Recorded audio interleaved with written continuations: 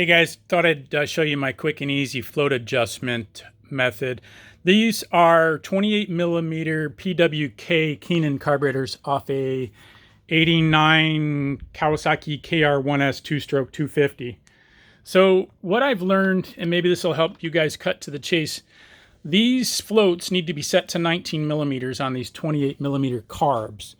And what I'm doing is using a contractor square and these calipers. The calipers are handy, digital calipers. You see I got it set to 19, but also don't forget about the other end of it. It's got that little tongue that sticks out. That's kind of the handy tool for this. So that tongue is sticking out 19 millimeters. So what I can do is put the tongue up against the body of the carb and measure to where the float is with that other lip there. So right now I'm measuring, it appears to be right around 19-ish. But they want you to have it at a 60-degree angle when you do the measurement. So if you'd use your contractor square, you can see this thing standing here, and at a 45, the body of the carb right here would be at the same angle as the contractor square. If I'm pointing it to 45 and I got the pivot point basically at the same corner. So here's my 45. You can see the spring just as I tilt it from, dangling, see it dangling, to 45, it kind of just makes pressure on the spring.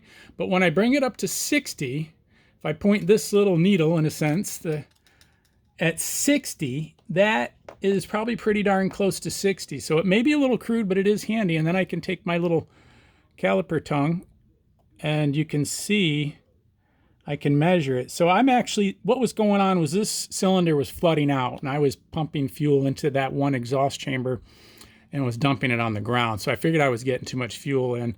So that's why I pulled this carb to set the float height, and that's one of the issues you can have.